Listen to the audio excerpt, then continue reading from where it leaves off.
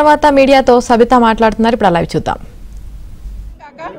వాస్తవాలు మాట్లాడుతున్నారు కదా కేటీఆర్ గారు అని సడన్ గా లేచి కేటీఆర్ గారు మీ వెనకాల కూర్చున్న మా అక్కలు మమ్మల్ని ఇక్కడ ముంచిండ్రు, నిన్ను కూడా ముంచుతారు, మీరు జూబ్లీ బస్ స్టాండ్ అయితే మీ బతుకని మాట్లాడుతున్నారు. అంటే మహిళలంటే ఎంత గౌరవం అనేది ముఖ్యమంత్రి గారికి అర్థమవుతుంది. ఈరోజు కొత్త కాదు, బయట మైకులు పట్టుకొని ఎన్నో మాట్లాడుతుంటారు. ఆ రోజు సోనియా గాంధీ గారి దగ్గర నుండి మొదలు పెడితే ఈరోజు అసెంబ్లీలో సబితమ్మ వరకు నోటికి ఏదొస్తే మాట్లాడే ప్రయత్నం చేస్తూ ఉంటారు. మహిళలంటే ఎక్కడ గౌరవం లేదు, ఏం మాట్లాడాలో ఏం మాట్లాడకూడదు ఆలోచన లేదు.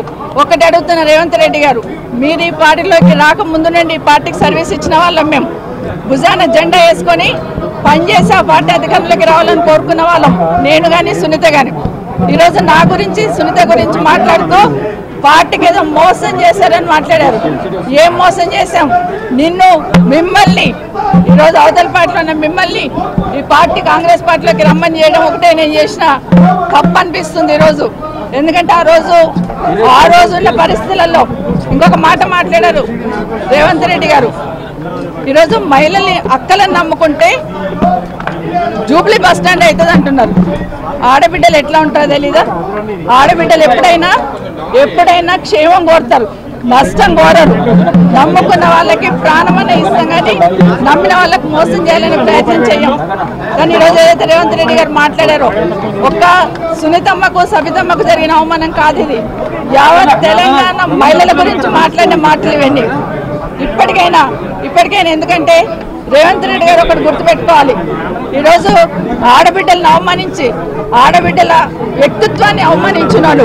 ఒక అసెంబ్లీలో ఉన్న మమ్మల్ని మాత్రం అవమానించడం కాదు, అక్కల్ని నమ్ముకుంటే బతుకు బస్ స్టాండ్ అవుతుంది అన్నట్టు మాట్లాడినావు. ప్రతి ఇంట్లో ఆడబిడ్డలు ఉంటారు. తెలంగాణ రాష్ట్ర ఆడబిడ్డలందరూ ఈరోజు ఆలోచిస్తున్నారు ఒక ముఖ్యమంత్రి స్థాయిలో ఉండి. ఎందుకంటే ఈరోజు ఆ స్థానంలో నేను ఈరోజు వచ్చి అసెంబ్లీకి వచ్చి 24 సంవత్సరాల కింద వచ్చినప్పటి నుండి ఆ సీట్ ఏదైతే ఉందో ఆ సీట్ మీద చంద్రబాబు నాయుడు గారిని చూశాను, రాజశేఖర్ రెడ్డి గారిని చూశాను, రోషయ్య గారిని చూశాను, కేసీఆర్ గారిని చూశాను, కిరణ్ కుమార్ రెడ్డి గారిని చూశాను, ఈరోజు మిమ్మల్ని చూస్తున్నాను.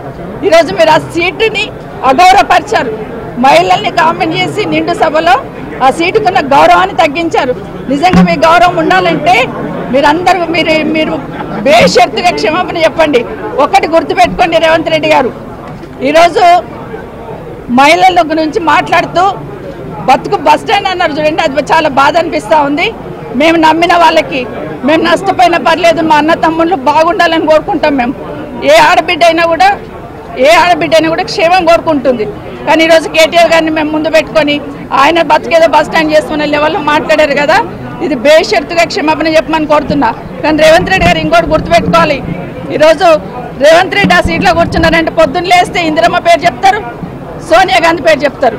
కానీ అదే సోనియా గాంధీ బలిదేవత అని మాట్లాడింది ఎవరనేది దేశ ప్రజలందరికీ తెలుసు. ఈరోజు ఆ సీట్ మీద కూర్చున్నామంటే ఒక ఇందిరమ్మ కావచ్చు, లేదా సోనియా గాంధీ కావచ్చు, లేకపోతే సబితమ్మ కావచ్చు, ఆ పుణ్యాన్ని అక్కడ పోయి కూర్చున్నదని దయచేసి గుర్తుపెట్టుకోమని చెప్తా ఉన్నాను.